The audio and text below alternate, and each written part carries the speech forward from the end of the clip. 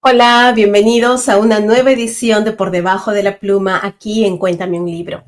Hoy tenemos como invitada central a una poeta uruguaya, Cristina Peri Rossi, una poeta transgresora, innovadora, insumisa, de lenguaje directo y preciso.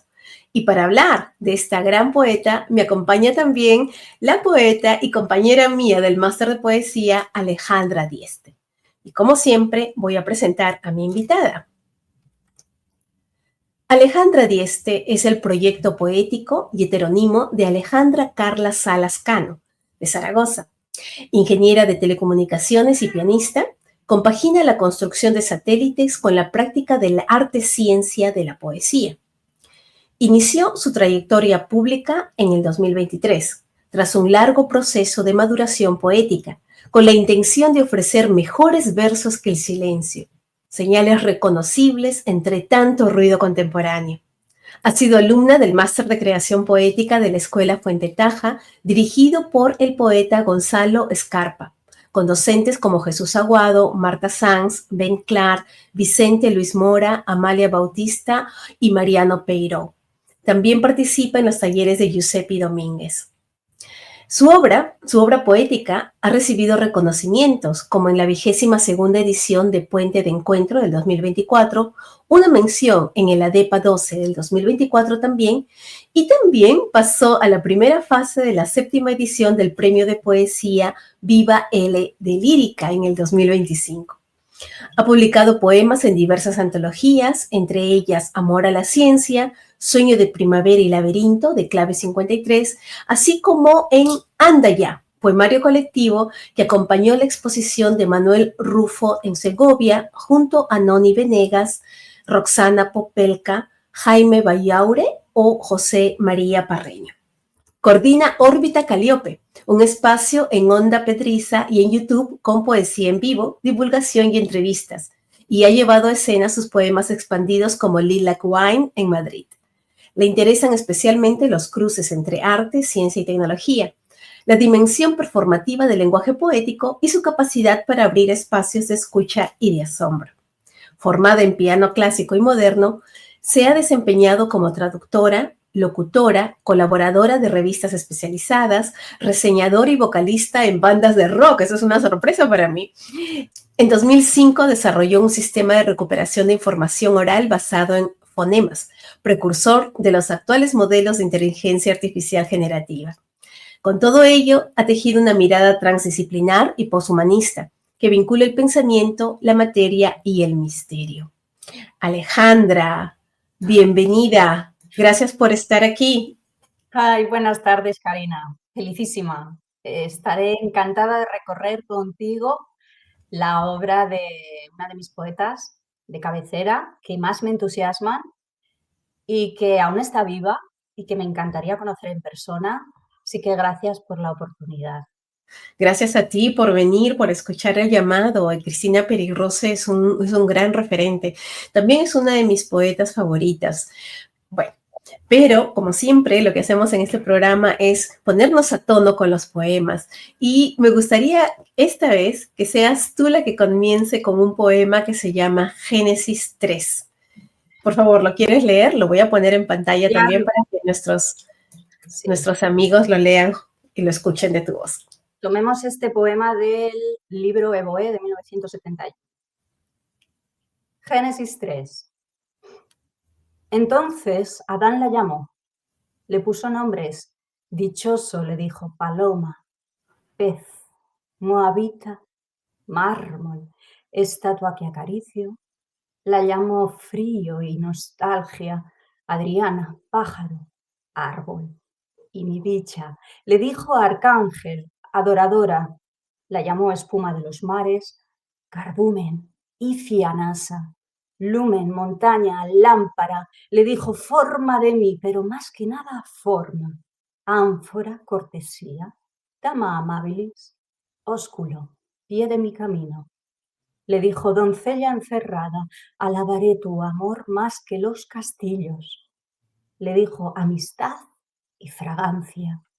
La llamó voz de los valles, eco de collados, amiga mía. pero ella nada oyó, porque el Señor la había hecho sorda. Wow. Gracias, gracias. Es un poema precioso para iniciar nuestra conversación.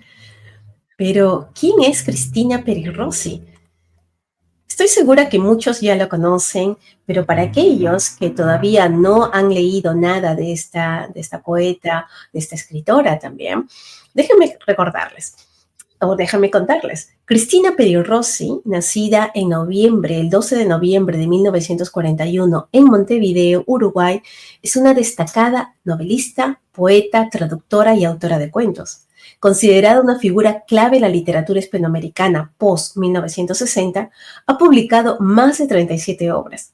Es reconocida como una pionera y una de las pocas autoras femeninas asociadas al boom latinoamericano. En 1972, Peri Rossi se exilió en Barcelona debido a la dictadura cívico-militar en Uruguay, que censuró sus obras. Ahora vamos a conversar sobre ello. Se nacionalizó española en 1975. Su exilio marcó profundamente su obra, convirtiéndose en un tema recurrente. Ha trabajado como periodista para medios como Diario 16, El Periódico y la Agencia F. También ha traducido a autores como Clarice Lispector y Monique Whiting, ganadora de múltiples premios, ya sea por su prosa o poesía. Entre ellos destaca el premio Miguel de Cervantes que ganó hace poco, en el 2021, uno de los reconocimientos literarios más prestigiosos del mundo hispanohablante. Su formación incluye estudios en literatura comparada en la Universidad de Montevideo, donde también fue docente. Desde joven, su madre, maestra, y su tío, comunista, con una vasta biblioteca, la inculcaron el amor por la literatura, la música y los ideales feministas de igualdad. Cristina, perdón, ya te estoy llamando Cristina, Alejandra. Alejandra, cuéntanos, ¿cómo fue tu primer acercamiento a la poesía de Cristina Peri Rossi? ¿Qué te atrajo de su voz poética o de su voz prosista? Claro, pues mira, yo reconozco que a Cristina la conocí en una primera fase estudiando ingeniería de telecomunicaciones y viendo un programa de televisión. Aquí en Televisión Española había una tertulia sobre la pasión amorosa Ok. y yo me encontré en ese programa a una mujer carismática que era cercana y a la vez intelectual y que sobresalía frente a sus contertulias.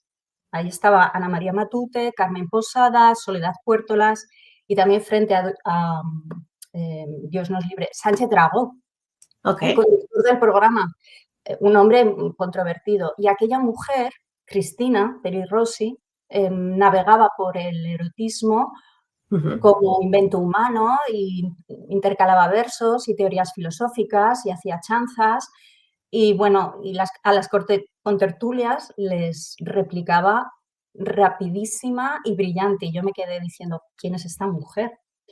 Entonces, en aquella época, te estoy hablando del año 1999, también tenía yo ya un radar que de alguna manera detectaba lo queer y con esta mujer, con Peri Rossi, detectaba un pulsar, o sea, una energía potente.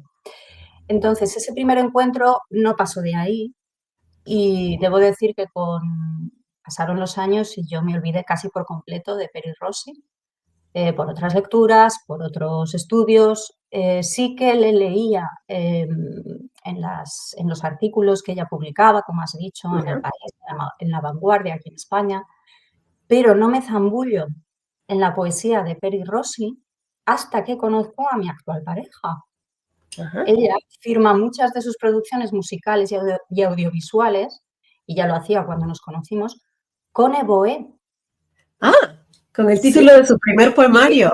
y yo le pregunto, ¿y esto? Y me dice, pues mira, es un homenaje a uno de mis poemarios favoritos de esta autora, de Cristina Peri Rossi, que es del año 1971, se llama Evoe, el grito de las bacantes que invocan a Dionisio al júbilo y al frenesí. Y yo, bueno, fascinada por Wow. completo. Entonces, sí, yo creo que leo Evoe casi con la misma edad que Cristina lo escribe, con unos 30 años, y el impacto fue enorme. Fue similar a cuando sabes, Karina, que has leído a grandes, a clásicos y sabes que están vivos pese a que puedan estar muertos, pero su lectura es impactante porque sigue siendo vigente. Sí. Y bueno, pues eso es un poco como entré en contacto con ella y ya lo iremos viendo contigo ahora en la sesión. Creo que de cosas que me llaman la atención, como has dicho también, es que es una autora osada, Ujú. poliédrica, Ajá. em, agudísima. Creo que es una superviviente errante. Su vida y su obra, lo veremos, están atravesadas por el exilio, Sí. por la pérdida, por alternancia de lenguas, de países. De hecho, ella siempre dice que la experiencia del exilio es durísima, que se vive con culpa, con castigo, como un castigo, pero que le ha liberado de muchas falsas posesiones y que a día de hoy se considera una ciudadana del mundo. Solo decirlo es conmovedor. Es Ella lindo. también es muy conocida, yo creo que sobre todo se le conoce por su poesía erótica, porque es Sí. universalmente erótica, y tiene algo que la hace muy popular porque es accesible. Siempre y cuando entiendas la accesibilidad como primera capa, porque por debajo hay muchas otras capas. Entonces luego pues la he ido conociendo más, he visto su activismo, he visto que además es una rara avis, que no solo es poeta, Ujú. que es una novelista, bueno, prosista, maneja todo, menos el teatro, creo que lo maneja todo, la novela, los artículos, las traducciones, los ensayos, y lo hace bien todo. Y Sí. eso es muy difícil de encontrar y siempre late en el fondo este núcleo poético que vamos a recorrer juntas. Sí, sí. Qué lindo lo que cuentas. Es una maravilla esta mujer. Mira, yo la descubrí en la biblioteca de un gran amigo mío, que ella no está con nosotros, lamentablemente. Tal vez fue no la conocía mucho, ¿eh? Antes del 2017, 2018 más o menos. Estuve husmeando en la biblioteca de mi amigo Juan Carlos Tajes, uruguayo también. Creo que te lo comenté, lo consideré mi padre literario. Bueno, me adoptó prácticamente, un hombre precioso que adoptaba a las nuevas voces. Y mirando, husmeando en su poesía, encontré un libro de Cristina Piri Rossi, que, ¿verdad? Que por aquí lo debo tener, lo tenía aquí encima, bueno, después lo buscaré y lo pondré en pantalla después. Y hubo un poema: para enamorarme de ti, Carlos Marx tuvo que escribir el marxismo, el manifiesto comunista. Y Pablo Neruda tuvo que escribir la Oda a Leningrado. Y continúo leyendo, ¿no? Y el final me encantó, ¿no? Ahora que ya no nos amamos, todo es un caos, todo es un desorden. Y yo le pregunto a Juan Carlos, ¿quién es esta poeta? Porque él tenía en su biblioteca muchos libros de poetas uruguayos. Y me dice, es uruguaya, conócela, es una activista, me dice, y está viva, me dice así, y está viva, me dice así. Y yo, en serio, me puse a buscar y creo que lo que más me llamó, yo no conocí su prosa, es más, creo que no he leído su prosa todavía, voy a leerla, confieso eso también, he leído solamente poesía de ella.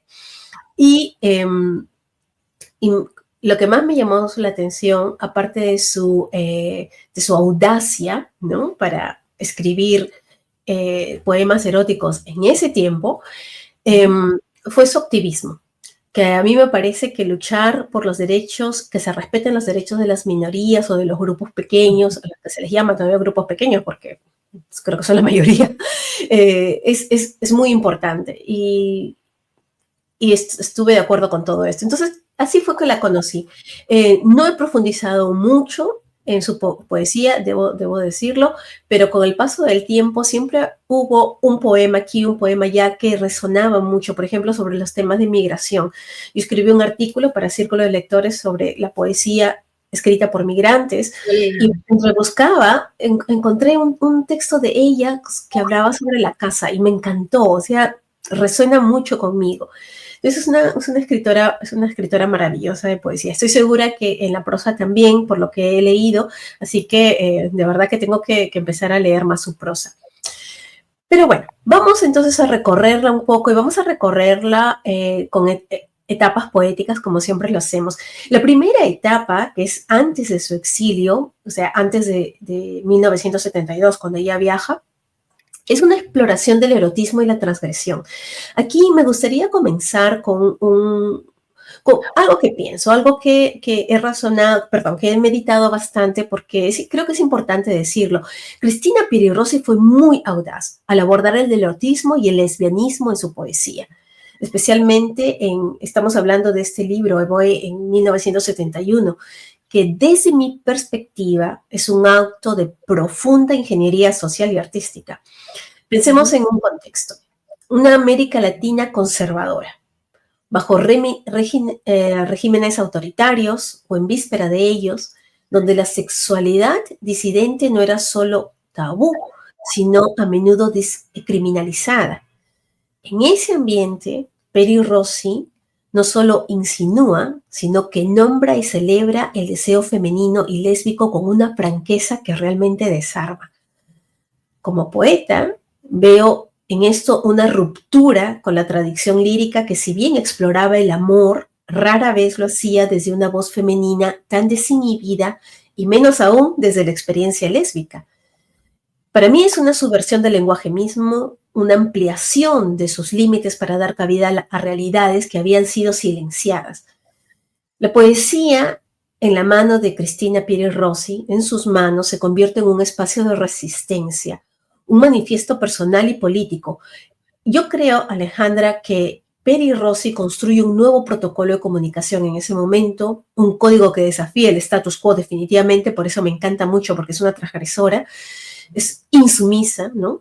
Y ella lo cuenta, lo dice, ¿no? Le pone este nombre, insumisa, a uno de sus cuentos, pero es muy relevante. A su autobiografía. Sí, a su autobiografía, ¿no? Ella dice en una entrevista que, si bien ella cuenta muchas cosas reales, se le podría considerar su autobiografía, efectivamente. Ella abrió caminos, Alejandra, yo la veo así, es una valiente que abrió caminos, que sentó un precedente para que las generaciones posteriores de escritoras y escritores pudieran explorar la diversidad sexual y de género con mayor libertad y profundidad. Esto es lo que yo pienso. Cuéntame tú, ¿cómo la ves en esta primera etapa? Pues tal cual lo estás diciendo tú, y fíjate, yo creo que ese primer libro de poemas, Evoé, cuando lo sacó causó muchísimo revuelo, pero es que creo que causaría revuelo incluso hoy. Mm. Aun habiendo en muchas sociedades ya matrimonio igualitario, Sí. aun habiendo una mayor visibilización de lo queer y, y habiéndonos alejado ya bastante de lo heteronormativo. Así que imagínate en aquella época. Yo creo que la sociedad progresista que tenemos le debe mucho a autoras valientes y Ujú. transgresoras como Peri Rossi, Sí, que estamos hablando de hace más de 50 años. Se atreve a exacto. publicar en Moe, sacude toda esa sociedad conservadora de Uruguay, principios de los años 70, pero que también entre el ala más progresista y los intelectuales más de izquierdas, también no es aceptado. Digamos que había un movimiento, unas corrientes antiautoritarias por el famoso Mayo del 68, que presumen de amor libre, de libertades sexuales. Ah, sí, pero es que esas libertades, Cristina vio pronto que no eran las mismas entre hombres y mujeres. Exacto. Y que además el lesbianismo era un tema tabú e impropio en el canon literario, pese a tener a Safo hace miles de años, ¿vale? Así que me pareció, como autora, el triple mortal que hace Peri Rossi, arriesgadísimo. Dice: ¿cómo subvierto yo las normas sexuales y esta desigualdad? Y me voy al extremo, pero además visibilizo algo que es parte de mi identidad. Yeah. Visibilizo un erotismo y un goce que existe para una minoría Ujú. dentro y a su vez la minoría política que son las mujeres. O sea, ¿Ya? es ese segundo sexo que en aquella época ella dice que uno de los libros que más le marcó fue El segundo sexo de Simone de Beauvoir. Ya, Así que escribiera Evohé y mostrara con absoluta libertad de forma y de fondo el amor lésbico, el deseo entre mujeres, no como objetos, sino como sujetos activos, esa claro, seducción de ya, cuerpos no heteronormativos, liberados de todo constructo patriarcal. Quiero decir, refundó lo que era el erotismo en términos universales y mostró un poder y convirtió su primera obra en una obra ya universal. sí, sí. Es una obra preciosa, además. Y yo creo también, Alejandra, estarás de acuerdo conmigo, que ella lo comenta, ¿no? El hecho de que ella haya leído un libro muy importante como madre a los 11 años, el libro de Gorky, donde le enseña lo que es la realidad de los oprimidos, ¿no? Y cuál era la realidad social, de alguna forma alimentó también esa audacia de mirar y de decir las cosas que pensaba. Cosa que cuando ella crece y ella se encuentra, ¿no? Y se descubre a sí misma como una persona homosexual, una lesbiana, entonces ¿por qué no escribir de esto? ¿Por qué callarse? ¿No? Entonces, esa audacia que yo veo que se va acumulando, que va creciendo, que se va desarrollando desde muy temprana edad hasta llegar a este punto, es un no parar. Es yo soy así, así soy y voy a seguir diciendo las cosas tal y como las pienso, como las creo. Y esto hace, porque seguramente en esa época muchas mujeres ya pensaban, porque sí hay, ¿no? Hay registros de muchas transgresoras también, pero la mayoría se quedaba callada y las únicas mujeres que salían a hablar de alguna u otra manera, pues las mujeres que se quedaban calladas empezaron a pensar, ok, aquí hay alguien que me representa, aquí vamos a hacer, y esto con sus menos y sus más en la historia, pues ha representado eso, ¿no? La liberación, el poder de la mujer de tener una presencia política, social, artística también, y pues es lo que decía al principio, ¿no? Ha abierto puertas y creo que eso es importante. Me gusta mucho esto que acabas de mencionar también sobre su libro, porque ella escribe de una forma bastante cruda y recordemos también que hay un poema que vas a compartirlo con nosotros, que puede ser interpretado de muchas formas, un poema un poquito audaz, bastante audaz como el libro mismo, que se llama Vía Crucis.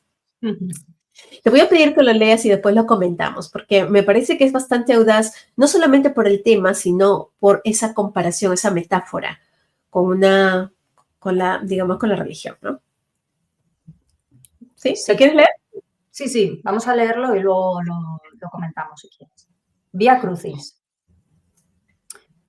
Cuando entro y estás poco iluminada, como una iglesia en penumbra, me das un cirio para que lo encienda. En la nave central me pides limosna. Yo recuerdo las tareas de los santos, te tiendo la mano, me mojo en la pila bautismal. Tú me hablas de alegorías, del Vía Crucis que he iniciado, las piernas primera estación. Me apenas con los brazos en cruz. Al fin adentro empieza la peregrinación. Muy abajo estoy orando. Mento tus dolores. El dolor que tuviste al ser parida, el dolor de tus 6 años, el dolor de tus 17, el dolor de tu iniciación. Muy por lo bajo te murmuro entre las piernas, la más secreta de las oraciones. Tú me recompensas con una tibia lluvia de tus entrañas y una vez que he terminado el rezo, cierras las piernas, bajas la cabeza. Cuando entro en la iglesia, en el templo, en la custodia, y tú me bañas. Mm. ¿Qué te produce a ti este poema? ¿Qué piensas tú sobre esto? Bueno, yo he recibido una formación en un entorno, digamos, cristiano Ujú. y me imagino que a Cristina le pasaría parecido. en su entorno familiar, y ella coge los motivos cristianos tradicionales para subvertirlos y convertirlos en metáfora del deseo erótico entre las mujeres. Y lo hace con una imaginaria de todas las estaciones del Vía Crucis, lo que es el martirio, todo lo que nosotros, como digamos, los que estamos formados en la religión cristiana, pues entendemos como símbolos de algo sagrado. Exacto. Entonces, juega con lo sagrado y lo resignifica. Y es un choque muy fuerte porque contrapone la tradición cristiana que predicaría una culpa, ¿vale? Con el deseo y el goce. O sea, donde hay dolor, hay ahora goce. Ujú, Entonces, refunda el significado del Vía Crucis, y eso a mí me interesa muchísimo. Y creo que es muy relevante ahora mismo en nuestra literatura universal, sí, pero además ahora que tenemos una corriente más fuerte de ujú. feminismo, yo creo que fue uno de esos poemas fundacionales en literatura feminista y en poesía queer también, y da voz a un deseo, como tú decías antes, que Ujú, muchas personas a lo mejor lo tenían silenciado, y ujú. lo legitima. Sí, sí, sí. Pues mira, yo pensaba cuando leí este poema, uno en esa audacia que mencionamos al principio de fusionar lo religioso con lo erótico, que además se vuelve su sello distintivo, ¿no? En esta primera etapa. Pero me gusta mucho esta metáfora donde el cuerpo de la amada se convierte en un templo. Muchas veces hemos hablado de nuestro cuerpo como nuestro templo, que hay que cuidarlo, etcétera. Pero también cuando amamos a alguien, ¿por qué no? Estamos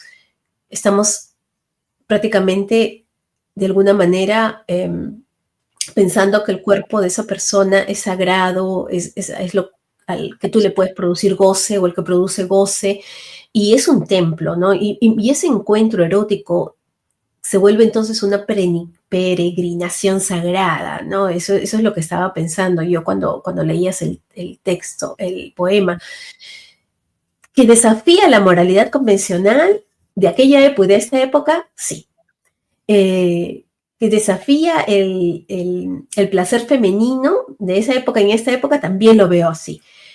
Pero yo pienso que está bien, ¿no? Resignificar, como tú dices, ¿no? Esa peregrinación donde hay dolor, ahora hay placer, pues audaz, interesante, controversial también para muchos, pero a mí me parece una obra maestra esta metáfora, esta comparación el placer, el cuerpo, lo sagrado, que es este Vía Crucis con lo sagrado, que puede ser la peregrinación erótica. O sea, me parece una obra maestra de Y de comparación. nuevo, muy precoz. Estamos hace más de 50 años. Sí, Ahora tenemos autoras, pienso en Sara Torres, ya, en Roberta Marrero o incluso en Gioconda Belli, pero en otro estilo, ¿no? sí, Que exploran el erotismo desde el cuerpo, desde la identidad un poco disidente, y cómo Cristina Peri Rossi fue precoz, es que se adelantó muchísimo. Dio sí, voz a lo que pocos en su momento o ninguno se atrevía a nombrar, y lo hizo entonces y lo ha seguido haciendo toda su vida y sigue por más de 80 años haciéndolo. sí, sí. Excelente. Este poema puede generar bueno, algunos comentarios, pero esperemos que se vean un poquito más allá de lo que es realmente los temas religiosos, sino que se vea la parte artística. Y bueno, vamos a avanzar un poquito, pero antes me gustaría poner en pantalla esta foto de la niña Cristina Peri Rossi. Y la pongo porque a lo largo de los años, ¿no? Pues Cristina Peri Rossi está viva, pero hay muchas imágenes de ella en la internet. Y yo veo el mismo rostro pícaro, que observa, que se cuestiona. Y me encanta. Quería mostrarle esto porque prácticamente nos estamos centrando en la parte ya adulta de Cristina, no vamos a hablar de su niñez. Y bueno, quería mostrarle a nuestros amigos una foto que es muy tierna, que es muy bonita además. Vamos a avanzar a la segunda etapa de, de Cristina, ya es la etapa del exilio, ¿no? Y la diáspora. El dolor, la pérdida, temas de identidad, 1972 hasta, digamos más o menos hasta principios de los 2000, que ese año marca un inicio y un después en su vida y también en su obra, ¿no? La experiencia, el desarraigo se convierte básicamente en un eje central. ¿Qué conocemos de su vida en esta etapa, Alejandra? ¿De qué manera crees que esta experiencia se manifiesta en su lenguaje poético y en la construcción de identidad en sus poemas? Mm, Bueno, vamos a ir recorriendo un poquito Uh -huh. esa etapa tan complicada para Pérez Rossi y para, bueno, en general para los países de Cono Sur de Sí. América. En el 72, a Cristina Peri Rossi le amenazan de muerte. El Uh -huh. gobierno uruguayo, que cada vez estaba más militarizado, y la amenazan pues, porque su activismo político estaba claro, su obra era muy afilada y acusaba los mecanismos de poder y lo que pervertía al poder. Entonces, eso es algo que hizo entonces y que no ha dejado de hacer, ¿vale? Es una activista muy comprometida. Y bueno, le costó el exilio. Quiero decir que para salvar la vida, ¿vale? En el 72 Peri Rossi tiene que cruzar el Atlántico en el buque Julio César y Yeah. salva la vida, por suerte, al extremo, gracias al apoyo de algunos amigos que le protegieron, viva hasta que ella logró embarcar para emigrar a España. Yeah. Y en España también en esa época hay una dictadura, la Sí. franquista, aunque estuviera en sus últimos coletazos. Entonces, ojo, ella no emigra, ella se exilia para salvar la vida. Y Sí. es muy diferente la decisión. Cuando emigras es posiblemente voluntaria, posiblemente buscas una vida más próspera. No es una decisión forzada, no.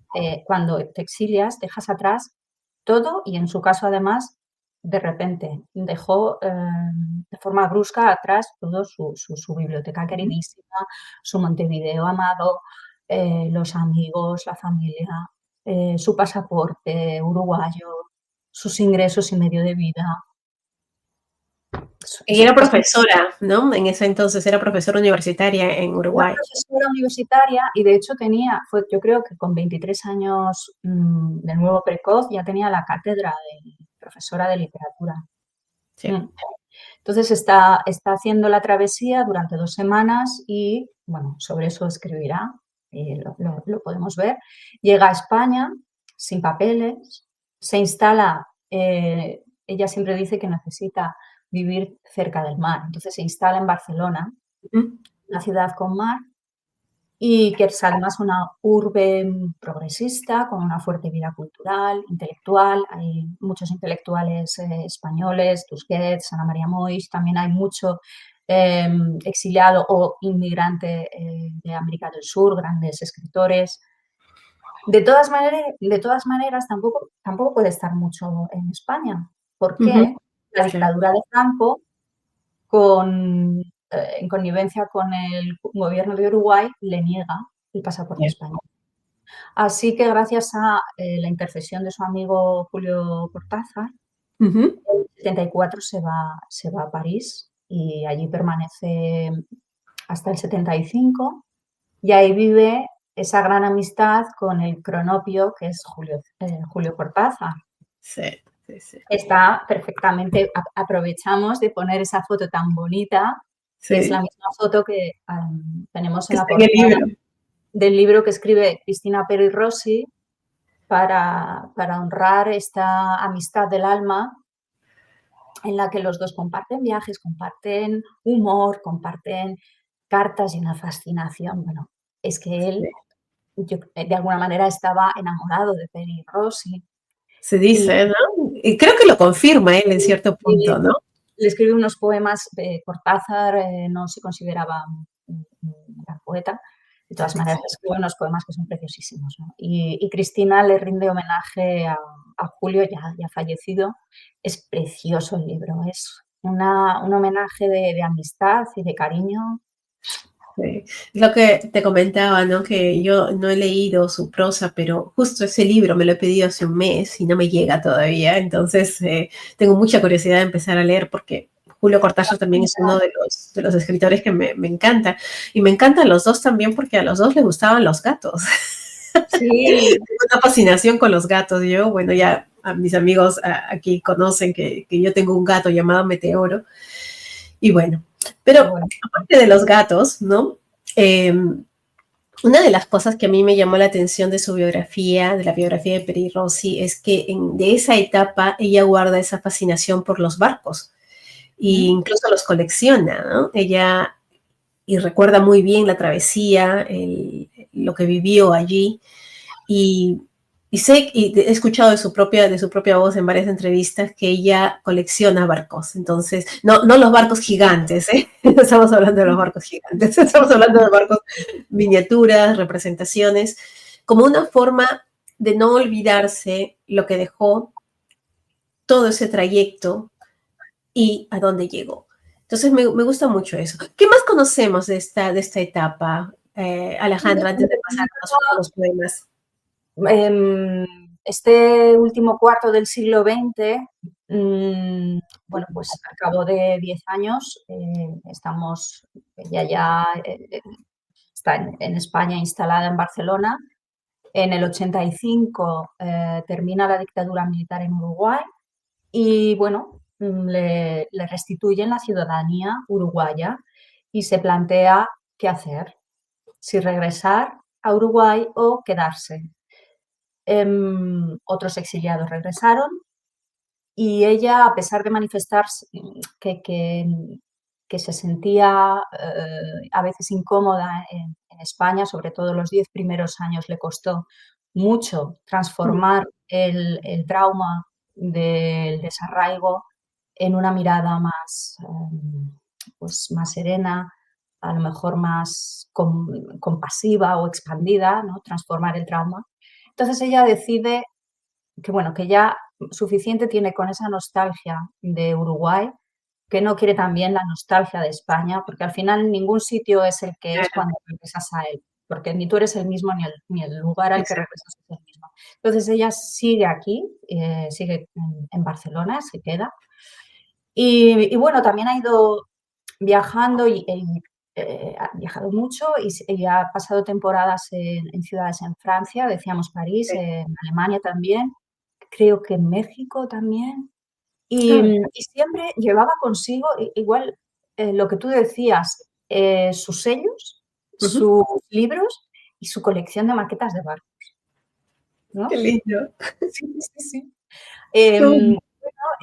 Cuenta en algunas ocasiones que esta visión de la, digamos, del exilio le ha hecho ver pues, que ella es ciudadana del mundo Sí, y que donde quiere vivir es donde haya justicia y se puedan defender los derechos de los humanos, también de los animales, o sea, humano sí, como animal. Y para ella es la verdadera patria, eso y el lenguaje. sí. Lo que me recuerda que en una entrevista ella dijo, yo no miro el sexo de las personas. No me interesa, yo miro a las personas. Creo que eso Mm, ya dice bastante de ella. sí. Eso, dice bastante. Dice mucho. Y bueno, hemos de decir, ella es muy prolífica, tiene una obra ingente, ¿vale? Tanto en prosa como en poesía. Y en esta etapa que estamos hablando, el último cuarto del siglo Ujú, XX, su producción poética es abundante, ¿eh? Tenemos en los años 70, finales de los 70, tienes descripción de un naufragio, diáspora, lingüística general. En los 80 solo publica Europa después de la lluvia. ujú. En los 90 hablo de poesía solo, ¿eh? Ya, En los ya, 90, sí. Babel Bárbara para estrenar los 90. Otra vez Eros, aquella noche. Inmovilidad de los barcos. Poemas de amor y desamor. Y las musas inquietantes. Wow. Y yo todavía estoy intentando publicar mi primer libro.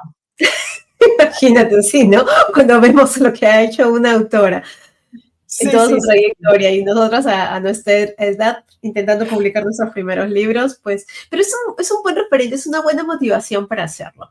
Sí, Sí, sí, sí. sí, sí. Bueno, Con de humildad, esta, sabiendo nuestro lugar. También estuvieron ellas ahí, ¿no? Sí, Bueno, vamos a leer dos poemas de esta época. Vamos a leerlos del libro Estado de Exilio, son dos poemas interesantes. Los vamos a leer primero y después los comentamos al final. Si te parece y me dejas, voy a leer el poema 14. muy bien. Es un poema bastante interesante y después te voy a pedir que por favor leas este poema que genera generalmente a veces una confusión. Se llama El arte de la pérdida, que en realidad pretende ser un diálogo con el poema Un arte de Elizabeth Bishop, que habla precisamente sobre eso, sobre la pérdida. Pero vamos a comenzar con el poema 14, de Estado de Exilio, y dice: ninguna palabra nunca, ningún discurso, ni Freud ni Marty, sirvió para detener la mano, la máquina del torturador. Pero cuando una palabra escrita en el margen de la página en la pared sirve para aliviar el dolor de un torturado, la literatura tiene sentido. Te cedo el pase, Alejandra. El arte de la pérdida, Elizabeth Bishop. El exilio y sus innumerables pérdidas me hicieron muy liviana con los objetos, poco posesiva. Ya no me interesa conservar una biblioteca numerosa, vanidad de vanidades, ni colecciono piedras, botellas, cuadros, encendedores, plumas, fuentes. Así se llamaban en mi infancia las codiciadas e inasequibles estilográficas Parker y Montblanc. Ni necesito un amplio salón para escribir, al abrigo de los ruidos de la calle y de los ruidos interiores. El exilio y sus innumerables pérdidas me hicieron dadivosa. Regalo lo que no tengo: dinero, poemas, orgasmos. Quedé flotando, barco perdido en alta mar, con las raíces al aire, como un clavel sin tronco donde enlazarse. El exilio y sus innumerables pérdidas me hicieron dadivosa. Regalo lo que no tengo: dinero, poemas, orgasmos. Me dejó las raíces al aire como los nervios de un condenado. Desposeída, dueña de mi tiempo, y con él tampoco soy avara. Sería ridículo pretender administrar un bien desconocido. Qué fuerte. Ambos poemas hablan sobre eso, ¿no? Sobre el exilio. En el primer poema me gustaría saber qué es lo que piensas, qué es lo que te produce, pero me gustaría agregar algo antes.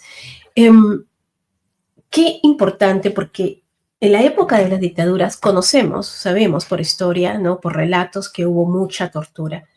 En el contexto del exilio y la dictadura, Peri Rosa confronta esta cruda realidad de la tortura, donde ni la psicología de Freud ni la retórica política de Marty puede detener la violencia física. Sin embargo, este poema no cae en el nihilismo, sino que afirma que la literatura, la palabra escrita, en la literatura, la palabra escrita encuentra su sentido y su valor más profundo en la prevención del horror. Eso es lo que yo veo. A mí me ha impactado mucho este poema. Y en el segundo poema que acabas de leer, que, que me parece hermoso porque conoces muy bien el poema Un arte de Elizabeth Bishop, que te habla sobre prácticamente ser un maestro en el arte de la pérdida, pero es una profunda, lo veo como una profunda meditación sobre el desapego forzado por el exilio, ¿no? Explorar un poco la experiencia de perderlo todo, el hogar, las pertenencias, la estabilidad, ¿no? Y paradójicamente la libera de una posesividad material, que en realidad no es tan importante, ¿no? Y se da cuenta que no es tan importante. ¿Qué es lo que a ti te producen estos dos poemas, Alejandra?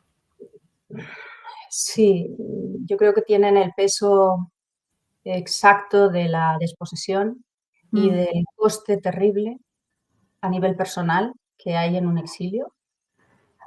También veo dignidad y resiliencia, ¿vale? Ves cómo progresivamente ella tiene un nuevo modo de estar en el mundo, no tan atado a lo material, más abierto a lo esencial, y cómo la literatura a veces no podrá detener la violencia, pero puede aliviar, puede consolar. Y bueno, quería aprovechar también de leer algo que escribiste tú en el Círculo de Lectores de Perú, cuando reflexionabas sobre migración y desarraigo. Y Ah, cuando dices que las palabras son como salvavidas, dices, la poesía se transformó en mi salvavidas y no lo proclamo como eslogan vacío, sino como el refugio que me permitió seguir siendo yo cuando la identidad parecía peligrar. Escribir era la única forma de reunir en versos las piezas dispersas de mi ser. gracias, gracias por traerlo. Pues sí, lo sigo creyendo, todavía lo sigo creyendo. Mm. Bueno, es una etapa difícil, es verdad. Y vamos a pasar, que a veces con Podríamos este estar programa. un programa entero hablando de esta Sí, etapa. exacto, esto es lo que iba a comentar. A mí, y siempre se los comento a nuestros amigos, cómo me gustaría tener un día de programa así completo, de que se agote el tema, pero no podemos. Y vamos a entrar entonces a una etapa ya más de consolidación y reflexión, ¿no? Estamos hablando de mediados de los 90 hasta probablemente hasta esta época, bueno, hasta esta época. Y en esa etapa ya el erotismo se entrelaza con reflexiones más profundas, ¿no? Sobre la verdad, el deseo mismo, la crítica social. ¿Qué conocemos de esta etapa hasta estos días, Alejandra? Su libro, por ejemplo, Estrategias del Deseo, es un gran ejemplo de consolidación, ¿no? ¿Cómo percibes tú la evolución de su voz poética a lo largo de estas fases? ¿Hay un Vale, hilo conductor? bueno, sí, vamos por partes. Ujú, En los poemarios de Cristina de los años 70 y 80 se trata ampliamente la herida del exilio, ujú, combinado con otros poemas de temática diversa.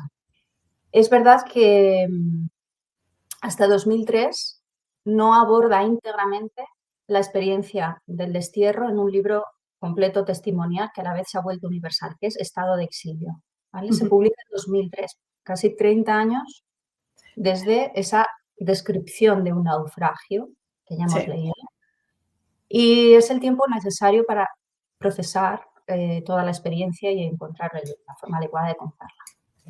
Y también para que existiera, asegurarse de que existiera un público, una recepción adecuada. ¿Vale? Se publica en 2003, en esa época en Uruguay y en otros países de Latinoamérica, ya habían comenzado a revisar la memoria histórica de todas las dictaduras. ya. Y ese libro de Estado de Exilio es uno de los más valiosos, bajo mi punto de vista, de Peri Rossi. Y bueno, y se considera ya una referencia en Hispanoamérica de los desterrados, de los silenciados y de transformar esa herida íntima en memoria colectiva. Eso por un lado.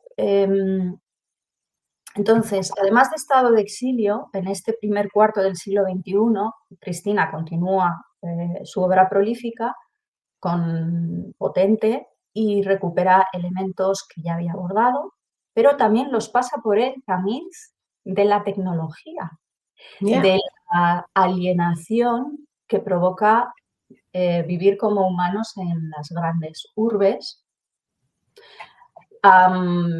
Ves en momentos en poemas que están atravesados podrías decir, ese estilo de ciencia ficción. Bueno, ella hibrida muchos estilos, muchos géneros eh, en tanto de prosa como de poesía, los hibrida constantemente.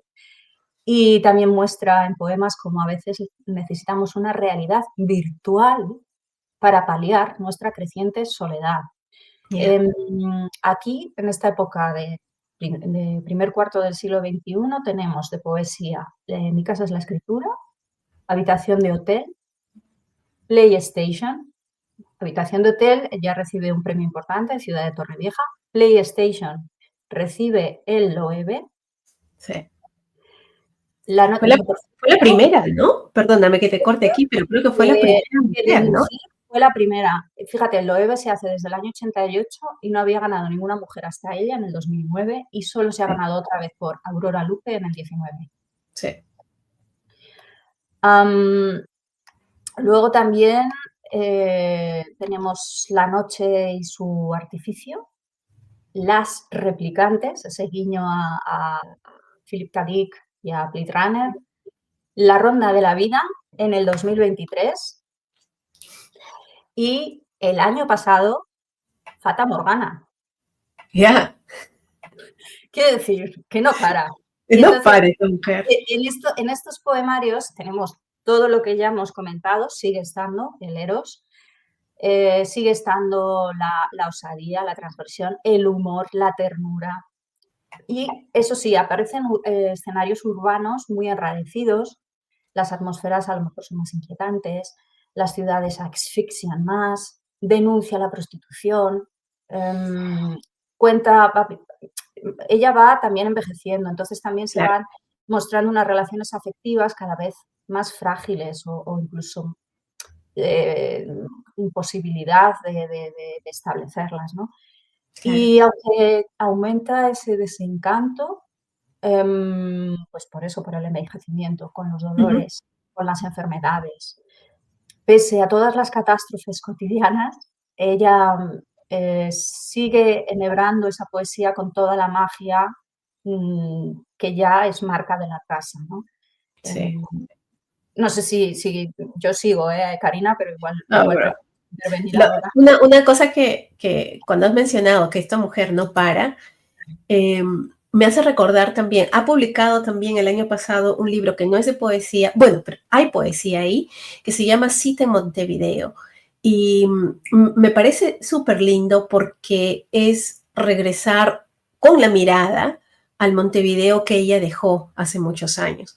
Ella es en este libro, que es una especie de ensayo que incluye poemas también, pues nos demuestra que pese a la edad, ella sigue tan activa, ¿no?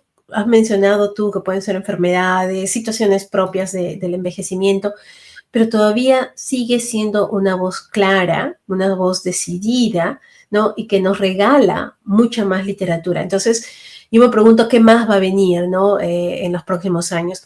Pero lo que sí me gustaría, por cuestiones de tiempo, es que leyéramos un par de poemas más. Ujú. Hay uno que tú quieres leer que se llama Lo Fatal, que también le hace un guiño también a Rubén Darío, ¿no? Sí, señora. Y Sí, a toda la tradición de la literatura rusa. sí, Lo tengo aquí, página 70. Lo fatal, Rubén Darío. A sí, Carles Duarte, que fue uno de los que firmaron su apoyo para que regresara a Cataluña Radio en aquella época polémica del 2006, sí. cuando, bueno, La despiden, ¿no? fatal. Sí, la despiden por no hacer la tertulia en catalán. Ella Sí, hacía la tertulia en castellano. sí, Bueno, dice, los antiguos faraones ordenaron a los escribas consignar el presente, vaticinar el futuro, pero el presente es efímero y el futuro incierto, salvo para aquellos que saben leer en la naturaleza el lenguaje de los símbolos. Baudelaire. Perdóname si en el presente he sufrido por el futuro, cual Casandra rodando por las calles de la antigua Troya. Fue Ilión, fue la gran gloria de los teucros. Perdóname si en el presente he sufrido por el pasado. De Virgilio a Sigmund Freud, todo está perdido de antemano. Y sin embargo, como jugadores locos, Dostoyevsky, seguimos apostando. wow. Me encanta ese poema. ¿Qué Sí, te porque produce? ¿Qué te produce? Cuéntame. No, cuéntame tu em, me gusta porque nos eleva a una zona donde partes del amor como campo de batalla y juego de poder. Sí, pero ella sube las apuestas Sí, y se emplea a fondo. Se sirve de todos los mitos y de los autores universales y juega con ellos y los trae al presente y les hace dudar del pasado y también de la incertidumbre del futuro.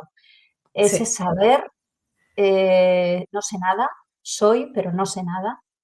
Y, y bueno, y retrotrae a otra novela que había escrito ella 12 años antes, que es La última noche de Dostoyevsky, o sea, híbrida con su propia obra, ¿no?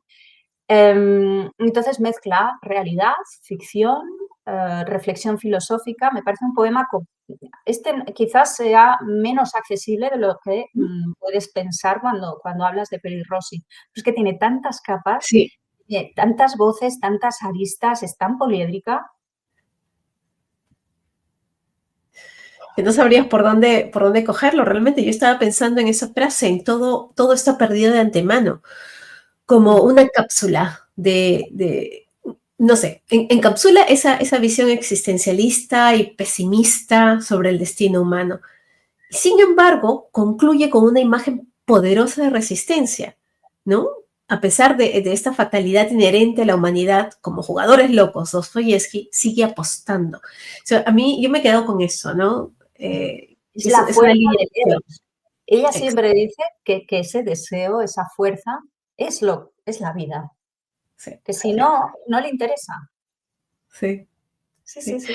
Yo creo que vamos a seguir escuchando mucho más de ella, pero bueno, estamos a punto de terminar. Tengo un poema muy breve que no lo vamos a comentar, solamente lo voy a leer, que se llama Panal, muy chiquitito, y dice: tu sexo es un panal, donde 1000 abejas laboriosas liban una miel que se me queda entre los dedos.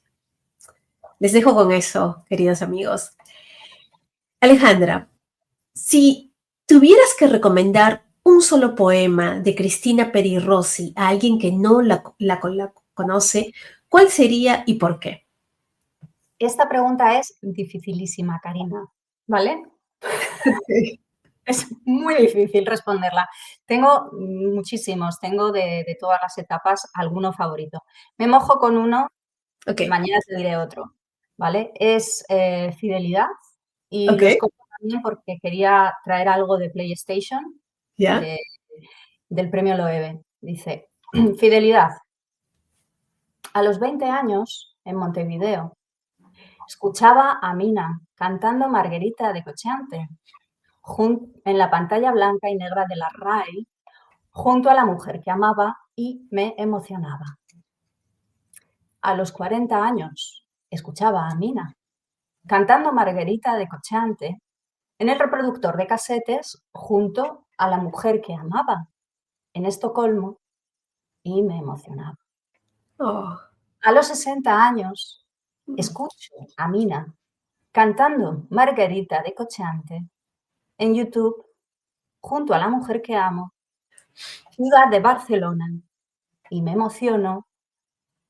Luego dicen que no soy una persona fiel. wow, me encanta, me encanta. Todo, tiene el humor, tiene la ternura, tiene el asombro, tiene las referencias culturalistas, pero al mismo tiempo es accesible. Es una jugadora, es genial. Sí, es todo. Es una mujer que utiliza un lenguaje directo, preciso, que aborda todos estos temas: el exilio, el erotismo, la identidad, el cuerpo femenino, la soledad urbana, el feminismo, la crítica social. Yo creo que es una escritora, es una poeta que merece ser leída ahora y siempre. Yo te dejo para tus últimas reflexiones sobre lo que hemos conversado, Alejandra. Bueno, pues Peri Rossi es de cabecera, es referente y creo que es una clásica viva que vamos a seguir leyendo dentro de 500 años. Sí. Yo le admiro mucho su entrega al oficio literario y su compromiso con el activismo político. De hecho, le han dado un premio en las Naciones Unidas, la Comisión de Derechos Humanos la eligió la escritora que más había contribuido a la lucha por la paz y la justicia en ámbito castellano. Mira. Em, Creo que es brillante, es original, me sigue sorprendiendo cómo se la juega en la forma y en el fondo. Es muy difícil etiquetarla porque va mutando, porque es una maestra del lenguaje, porque sabe muchísimo, sabe además leer el signo de los tiempos, incluso a veces se ha adelantado al reloj, como decía Kafka. y ama la escritura, ama a la mujer, de hecho, a veces la mujer, la propia literatura y la mujer las utiliza como metáforas intercambiables.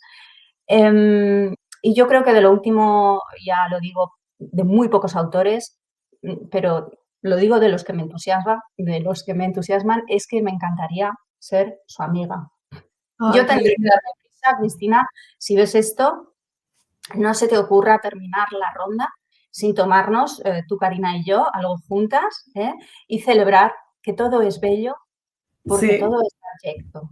mira, y justo te iba a decir, porque ella naturalmente, bueno, tiene sus asesores, etcétera, y si este programa lo ve, pues te iba a pedir que le mandes un mensaje, porque en algún momento espero sinceramente que lo vea. Esto es un homenaje a ella, ¿no? Una mujer que ha sido la transgresora y se nos ha abierto las puertas. A mí eso me encanta.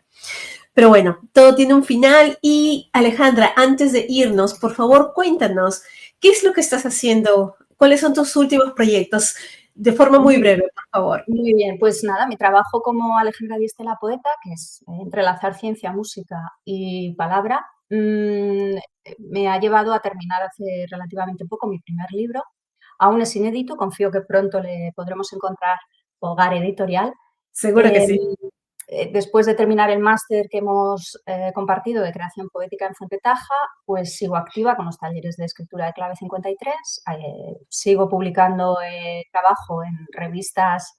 Hace poquito me dieron la alegría de la publicación en International Poetry Review, con 2 poemas traducidos por mí. Súper contenta, ¿no? Precioso, de verdad que felicidades, es Muchas gracias. increíble. Y nada, y sigo activa con Órbita Calíope, que es la manera que yo me responda a esa pregunta de qué pasaría si una poeta orbita entre satélites y palabras. Pero es que es increíble que las ciencias se puedan juntar de tal manera con el arte, es precioso, de verdad que te felicito. Vayan a verla, tiene su canal de YouTube, ahí estoy poniendo sus redes, por favor, escúchenla, les va a encantar. Y amigos queridos, como siempre, muchísimas gracias por sintonizarnos, muchísimas gracias por estar aquí en Por Debajo de la Pluma y nos vemos en 2 semanas. Hasta la vista. Adiós. Hasta pronto. Un Adiós. abrazo.